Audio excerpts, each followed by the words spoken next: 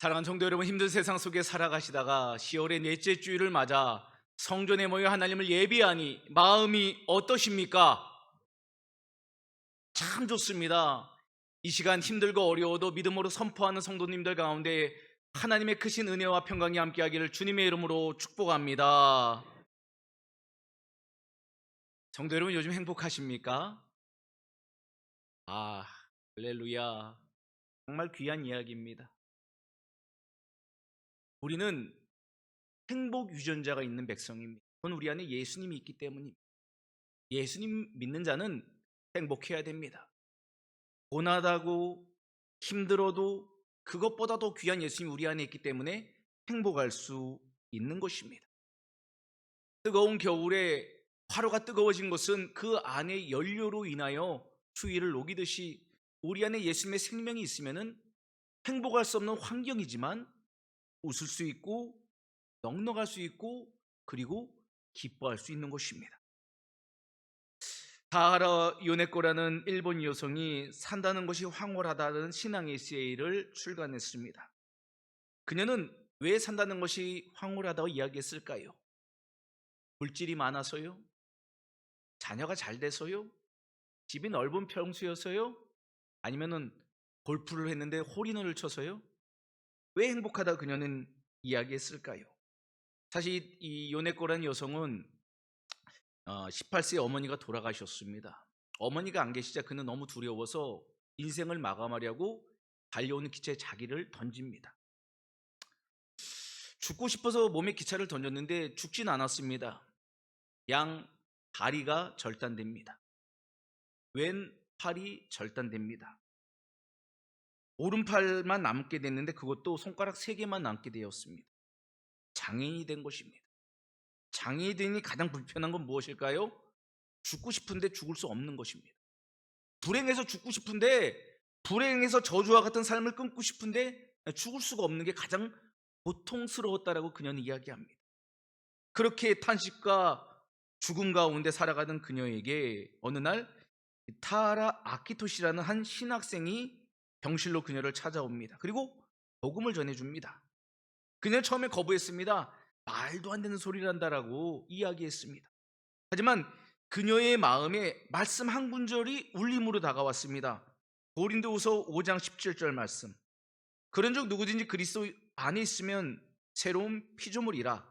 이전 것은 지나갔으니 보라 새 것이 되었도다. 이 말씀을 전해드리는 이 요네코 안에 한량없는 소망의 역사가 빛이 침투하는 것을 느꼈다고 합니다. 이 말씀이 그녀의 지친 영혼과 상한 몸을 만져주었습니다. 그리고 얼마 지나지 않아 이 청년 신학생이 요네코에게 청혼을 하게 되고 그는 결혼을 하게 되었습니다. 두 다리가 없고 한쪽 팔도 없고 남은 한 손마저 손가락이 3개밖에 없어지면 그녀는 산다는 것이 황홀하다라고 이야기하고 다녔습니다. 장애인이 되었지만 몸은 불편하지만 마음은 그 누구보다 천국을 누리고 있다고 이야기했습니다. 어떻게 그녀가 그렇게 변화될 수 있었을까요? 예수님을 만났기 때문입니다. 예수님을 만났기 때문에 그녀는 과거의 저주에서 벗어나 이제는 새로운 생명으로 살아가게 된 것입니다. 그렇습니다. 예수님으로 충만해지면, 예수님을 만나면 인생은 변화되게 되어 있습니다. 행복하신 주님이 우리 안에 찾아오니 우리도 행복하게 변화되는 것입니다. 그래서 이런 말이 있지 않습니까? 인생의 방황은 하나님을 만나면 끝이 나고 신앙의 방황은 좋은 교회를 만나면 끝이 납니다. 왜요? 좋은 교회 갔더니 거기 행복 유전자, 행복한 그리스도인이 넘쳐나는 거예요. 그래서 불행했던 이웃들이 주의 교회로 오면은 행복이 무엇인지를 알게 되고 나도 그 주님을 만나고 싶어서 그 교회에 정착하게 되는 것이죠. 저는 우리 교회가 예수님을 알지 못하는 많은 사람들에게 행복한 복음을 전하는 복음 전함의 교회를 일어나기를 주님의 이름으로 축복합니다. 우리 안에 예수님을 소개해야 됩니다. 우리 안에 있는 예수님을 전해야 됩니다. 언제요? 우리에게 디데이가 다가왔습니다. 다음 주일입니다. 우린 다음 주일 추수감사주일을 함께 초청주일로 정해서 하나님께 영광 돌리고자 합니다. 무엇으로요? 생명의 잔치로. 어둠과 불행과 원망과 저주로 살아가는 이 땅의 많은 사람을 주님께 초청하여서 생명의 복음을 전하려고 합니다. 그래서 우리는 복음 전함의 사명자로 나아가야 하는 것입니다. 그렇다면 우리는 어떤 복음을 구체적으로 전해야 할까요? 오늘 본문의 말씀을 갖고 저는 두 가지의 이야기를 함께 좀 나누고자 합니다. 먼저는 3절부터 5절의 말씀을 우리 한 절씩 교독하겠습니다. 만일 우리의 복음이 가리었으면 망하는 자들에게 가리어진 것이라. 그 중에 이 세상의 신이 믿지 아니하는 자들의 마음을 혼미하게 하여 그리스도의 영광의 복음의 광채가 비치지 못하게 함이니 그리스도는 하나님의 형상이니라. 함께 봤습니다. 우리는 우리를 전파하는 것이 아니라 오직 그리스도 예수의 주 되신 것과 또 예수를 위하여 우리가 너희의 종된 것을 전파함이라. 아멘. 우리가 복음을 전해야 될 이유가 무엇입니까? 그건 우리가 사명자이기 때문입니다. 우리는 복음의 전파자가 되어야 된다는 것이죠. 그럼 우리는 무엇을 전해야 됩니까? 5절 말씀처럼 우리 안에 계신 예수 그리스도를 전하면 되는 겁니다.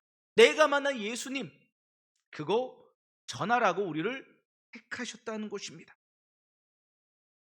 고린도 교회 안에는 거짓 교사들이 너무 많이 있었습니다. 그래서 그들은 거짓된 복음으로 성도들을 미혹했습니다.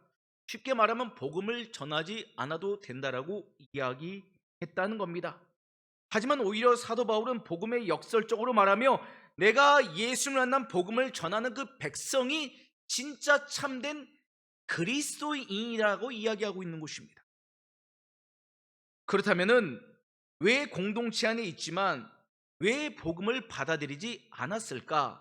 이런 의문점이 일어납니다.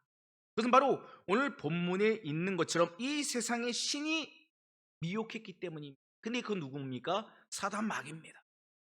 사단 마귀가 이 거짓 선지자들, 거짓 교사를 들어서 하나님의 백성들이 하나님의 말씀을 듣지 못하도록, 말씀을 들어도 믿지 못하도록 다른 것으로 포장지를 바꿔버리기 때문입니다. 우리의 마음을 혼란하게 만듭니다. 혼동하게 만듭니다. 그게 바로 미혹입니다. 그러면은 그런 미혹된 백성의 특징이 무엇이겠습니까? 바로 복음을 전하지 못하게 된다는 겁니다. 왜냐하면 복음의 확신이 없으니, 예수님을 믿는 구원의 확신이 없으니 내가 만난 예수님을 온전히 믿지 못하니 전할 복음이 없는 것입니다. 그래서 사도 바울은 온전히 예수 그리스도의 십자가 복음을 믿으며 금을 전하는 것이 신앙생활의 승리의 비결임을 이야기하고 있는 것입니다. 사도 바울은 구체적으로 5절 말씀에 이렇게 말하지 않습니까? 우리 5절 말씀 다시 한번 읽어보겠습니다. 시작. 우리는 우리를 전파하는 것이 아니라 오직 그리스도 예수의 주 되신 것과 또 주 예수를 위하여 우리가 너희의 종된 것을 전파함이라. 아멘. 우리가 전해야 될 것은 우리가 왜 예수님의 이름으로 전해야 되는가, 왜 내가 변화되었는가를 이야기해주고 우리 안에 변화시키신 바로 그 주님을 소개하라고 이야기하고 있어요. 그러니까 우리가 예수님을 만나지 못했다면 전할 예수님도 없고 전해야 될 이유도 없다는 것입니다. 우리가 전해야 될 복음의 핵심은 바로 그래서 예수 그리스도의 주되심, 왕되심을 이야기하라는 거예요. 이 세상에는 왕된 게 너무 많아요. 돈이 왕이 됩니다. 쾌락이 왕이 됩니다. 인정이 왕이 됩니다. 성공이 왕이 됩니다. 명예가 왕이 돼요. 하지만 그런 건 온전한 왕이 될 수 없음을 이야기하라는 거예요. 우리 인생을 다스린 진정한 왕은 누구신가? 바로 예수 그리스도임을 이야기하라는 것입니다. 왕이 된다는 것은, 그분의 백성이 된다는 것은 바로 그분의 통치를 받는다는 겁니다. 그분의 다스림, 그분의 보호, 그분의 인도, 그분의 공급을 얻게 되는 게 백성의 권리인 거예요. 그래서 그 은혜를 누리는 그리스도인들은 그 은혜를 맛보았기에 전할 수 있게 됨을 사도 바울은 우리에게 전하고 있습니다. 사도 바울 역시 예수님을 믿지 않았을 때는 십자가의 원수였습니다. 죄인 중 괴수였습니다. 하지만 십자가의 예수님을 만나고 나서 그는 그 은혜에 감격하여 복음을 전하지 않고는 전할 수 없는 복음 전파자가 된 것입니다. 최선을 다한 것입니다. 지금도 그 복음 전함을 통해서 우리가 예수님 믿게 된 것이고, 또한 지금도 누가 복음 전하기를 기다리며 예수님을 믿고 싶어서 기다리는 백성이 있다는 것이죠. 1890년대에 윌리엄 제임스 홀 선교사님이 조선 땅 우리나라를 찾아오게 됩니다. 우리나라 얼마나 척박한 땅입니까? 얼마나 더러운 땅입니까? 미신과 우상 숭배에 가득한 땅이 조선이었습니다. 이 제임스 홀 선교사님은 조선에 도착한 후 이 전라도 지역을 중심으로 해서 학교 사역, 병원을 세우고 그리고 복음을 전하는데 앞장서기 시작했어요. 거친 환경이었지만, 낯선 언어였지만, 부족한 위생이었지만 그 어떤 것도 선교사님이 전하는 복음 사역을 막을 수는 없었습니다. 그런데 참으로 안타까운 것은 선교사님이 이 복음을 전할 때 선교 여정은 평탄치 않았다는 겁니다. 순탄치 않았다는 겁니다. 고난의 연속이었다는 것입니다. 조선에 낳은 아들들이 차례로 병으로 죽게 됩니다. 풍토병이었습니다. 자신도 전염병, 과로 속에 점점 쇠약해져 결국 1894년 43세 일기로 하나님의 부르심을 받게 됩니다. 사람들은 이런 말 저런 말 선교사님을 향해서 이야기했습니다. 너무 허무하다, 너무 안타깝다, 그렇게 일찍 가다니. 하지만 선교사님은 마지막까지도 흔들림 없이 이런 믿음을 고백했습니다. 나는 실패하지 않았습니다. 나는 하나님의 부르심에 순종했을 뿐입니다. 자기의 생명마저도 하나님의 미랄처럼 내어주었기 때문에 후회함이 없다고 이야기했습니다.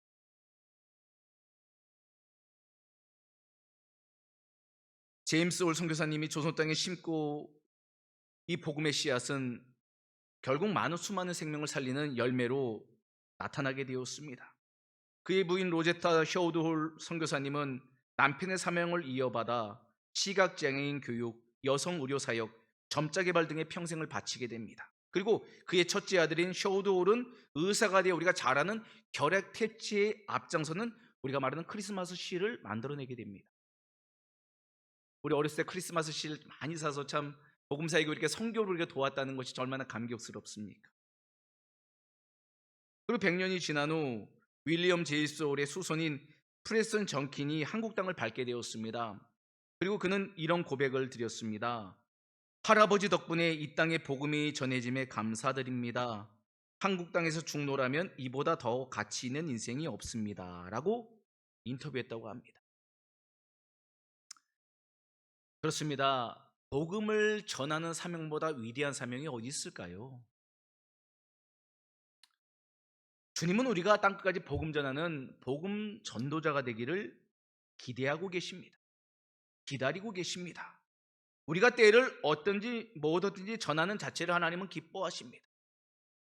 사랑하는 성도 여러분, 이번 한 주간 동안 우리가 복음을 전하기를 바랍니다. 찾아가기를 바랍니다. 우리 가족, 우리 친구, 우리 회사 동료, 우리 잃어버린 교우들 하나님께 돌아올 수 있도록 그들을 교회에 초청하는 복음 전파자가 되기를 주님의 이름으로 축복합니다. 다음은 우리 7절부터 우리 10절까지의 말씀도 우리 한 절씩 교독하겠습니다. 우리가 이 보배를 질그릇에 가졌으니 이는 심히 큰 능력은 하나님께 있고 우리에게 있지 아니함을 알게 하려 함이라. 우리가 사방으로 우겨쌈을 당하여도 쌓이지 아니하며 답답한 일을 당하여도 낙심하지 아니하며 박해를 받아도 버림받지 아니하며 거꾸로 뜨림을 당하여도 망하지 아니하고 우리가 항상 예수의 죽음을 몸에 짊어짐은 예수의 생명이 또한 우리 몸에 나타나게 하려 함이라. 아멘. 자, 우리가 두 번째 복음을 전하는 이유가 무엇인가? 복음은 이 복된 소식인 기쁨의 소식인 복음은 생명의 소식이기 때문입니다. 복음은 생명이라는 겁니다. 그래서 복음 전해야 합니다. 죽어가는 환자들에게 가장 필요한 게 무엇이겠습니까? 치료받는 것, 생명 얻는 것일 것입니다. 이 100년을 사는 이 육신의 몸을 위해서도 치료를 받는데 영원한 생명이 있으니 이 복음을 전하지 않고 어떻게 우리가 살 수 있겠습니까? 복음은 생명이기에 반드시 전해야 하는 것입니다. 그래서 사도 바울은 이 상황을 설명하기 위해서 지금 질그릇과 보배를 가지고 설명하기 시작합니다. 사도 바울과 자신과 같은 고린도의 성도는 깨지기 쉬운 질그릇이라고 이야기합니다. 또한 그 질그릇 안에 담겨있는 보배를 예수 그리스도로 설명하고 있습니다. 질그릇은 연약합니다. 평범합니다. 깨지기 쉽습니다. 보잘것 없습니다. 한편 보배는 금과 은과 같은 보물을 뜻합니다. 사도 바울은 이 귀한 보물을 예수 그리스도로 설명하고 있는 것입니다. 그리고 사도 바울 자신 안에 그 보배 대신 예수님이 찾아오셨다, 나는 그분을 담고 있다라고 이야기하고 있는 것이죠. 자신은 보잘것없지만 질그릇과 같은 부서지기 쉬운 자신 안에 가장 보배로우신 예수님이 계시기에 자신의 존재가 빛이 난다라고 이야기하고 있는 거예요. 우리는 누구 때문에 빛이 나는가? 금과 음이 아닙니다.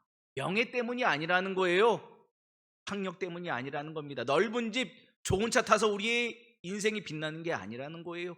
질그릇과 같은 깨지기 쉬운 우리 인생에 예수님이 찾아오면은 빛이 나는 줄 믿으시길 바랍니다. 생명이 일어나는 거예요. 우리나라는, 대한민국은 날이 갈수록 부유해지지만 왜 우울증, 조울증 환자가 왜 자꾸 늘어납니까? 가진 것으로 기쁨이 있는 것이 아니라는 거예요.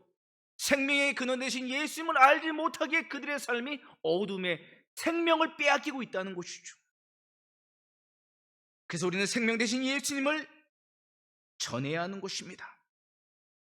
예수님으로 충만하면, 우리 안에 즐거워 같은 우리 예수님으로 충만하면은 예수님을 말과 삶으로 전하게 되어 있습니다. 수도꼭지를 틀면 수돗물이 콸콸콸콸 쏟아지듯이 예수님으로 충만한 우리의 삶 가운데는 예수님이 전해지게 되어 있는 것입니다. 제가 서두에도 말씀드린 것처럼 행복은 전달되고 행복은 저녁별처럼 퍼지는 것처럼 우리 안에 있는 예수님은 생명의 주인이시기 때문에 다른 사람을 살림으로 나타나게 되어 있다는 것입니다. 바로 그것이 복음 전함이라는 것입니다.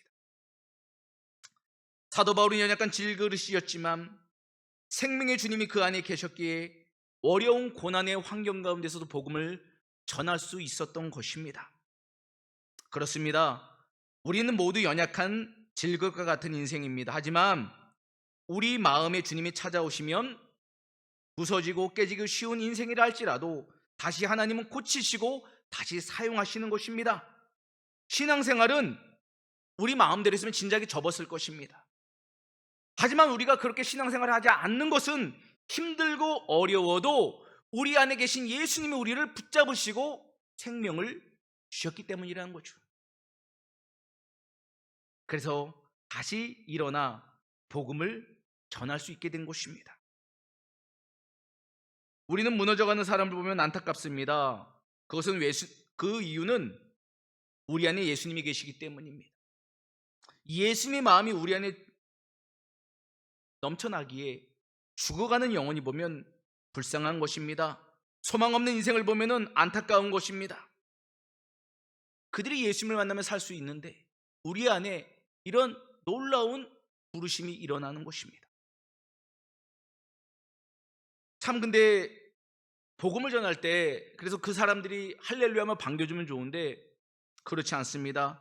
때로는 모질게 복음을 거절합니다. 우리를 내치기도 합니다. 그것은 사단마귀가 그들을 계속해서 미혹하기 때문입니다. 그래서 우리는 기도해야 됩니다. 말씀으로 무장해야 됩니다. 그리고 포기하지 않는 주님의 마음으로 그들을 찾아가야 한다는 것입니다. 사도 바울은 그 공격을 향해서 오늘 말씀에는 뭐라고 표현하고 있습니까? 우겨쌈을 당하고 있다라고 표현합니다. 우겨쌈이란 사방에서 심한 압박을 받는 것을 의미합니다. 그러니까 어디로도 빠져나갈 것이 없을 만큼 동서남북으로 지금 답답한 상황을 지금 처한 게 바로 사도 바울의 상황이라는 거예요. 복음 전하려면은 편하게 전할 수가 없다는 겁니다. 심한 영적 공격이 찾아온다는 겁니다. 하지만 그럼에도 불구하고 사도 바울이 복음을 전할 수 있던 이유는 바로 우겨쌈, 바로 이 사단마귀보다 더 크신 생명의 주님이 그를 붙잡고 능력으로 이끌었기 때문임을 이야기하고 있습니다. 그렇습니다. 복음 전함이 승리고 복음 전함이 믿음 충만함입니다. 우리를 어떻게든 포기하려면 이 거짓의 영에 대적하는 것은 예수님의 사랑으로 충만해지는 길, 이 길 외에는 없다는 것입니다. 우리도 복음 전하다가 고난당할 수 있습니다. 거절당할 수 있습니다. 하지만 우리를 바라보지 말고, 나 자신의 육의 연약함을 바라보지 말고 우리 안에 계신 예수님을 바라보는 우리들이 되기를 바랍니다. 나 같은 죄인 위하여 죽으신 예수님의 보혈을 생각할 때, 의지할 때 다시 용기가 일어나고 믿음이 샘솟고 다시 이 복음에 대한 생명을 얻게 되는 겁니다.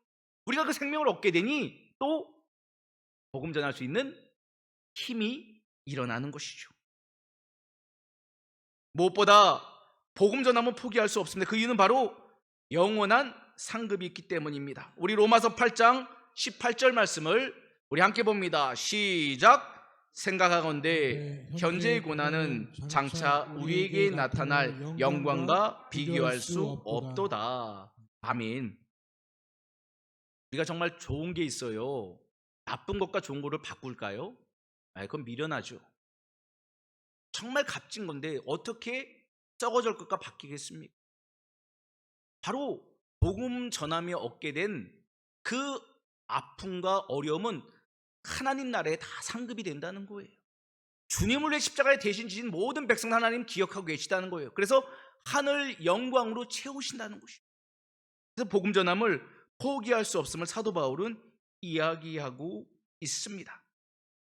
무엇보다 복음 전함은 생명을 전하는 것입니다. 생명을 전해주는 것, 얼마나 값집니까? 누가 우리에게 필요한 장기를 이식해 준다는 이야기를 들었을 때 얼마나 기쁘지 않습니까? 그 감격, 그 감사를 평생 못 잊어요. 하지만 영원한 생명을 주신다는 이 복음을 듣게 되면 얼마나 기쁠까요? 그걸 전해준 성도님이 얼마나 고마울까요? 우리는 생명을 전해야만 합니다. 복음은 생명이기 때문입니다. 성교한국의 사무총장이신 최읍 선교사님의 간증을 소개합니다. 이 최읍 선교사님은 모태불교 신앙의 집안이었어요. 모태불교, 예수님을 믿을 수 없는 환경이었습니다. 늦게 예수님을 영접하게 됩니다. 이분이 예수님을 영접했더니 가장 먼저 무엇을 하고 싶었나? 예수님 전하고 싶었다는 거예요. 근데 문제는 뭔가? 이분이 말 더듬 장애인이었어요. 말을 더듬는 거. 말을 더듬으니 누가 그 말을 듣겠습니까? 예수님 이렇게 전하니 누가 그 예수님을 듣겠습니까?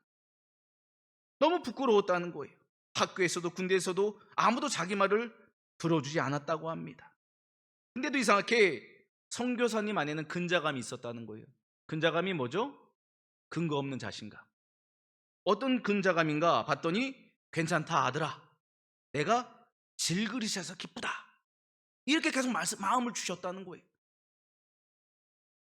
그러면서 선교사님이 이렇게 말합니다.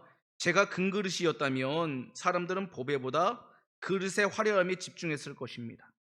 하지만 제가 부족하고 연약한 질그릇이기에 예수님만 보이도록 하셨습니다. 그래서 선교사님은 말을 더듬는 것이 부끄럽지 않고 기꺼이 복음을 전하는데 헌신하기 시작했다는 것입니다.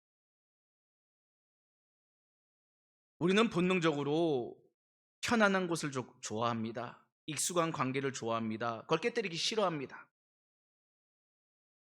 하지만 안전하고 효율적인 것이 꼭 좋은 것만은 아닙니다. 복음은 우리가 처하고 있는 안전지대 밖으로 부르고 있습니다. 복음을 들고 경계를 넘고 불평을 감대하고 안전지대를 떠나면 어떤 은혜를 얻게 될까요? 하나님을 경험하게 됩니다. 기적을 경험하게 됩니다. 저 사람이 주님께 돌아오는 걸 알게 됩니다. 저 사람은 예수님 믿지 않을 건데 믿는 것을 보게 됩니다. 불가능이 가능으로 변하는 현장에 우리가 주인공으로 서 있는 것을 알게 될 것입니다. 말씀을 맺도록 하겠습니다. 사랑하는 성도 여러분, 우리 안에 계신 보배로우신 예수님을 전하기를 바랍니다. 예수님을 전하는 것은 생명을 전하는 것입니다. 우리들이 전한 복음으로 인해 생명 구원의 역사가 일어나기를 주님의 이름으로 축원합니다.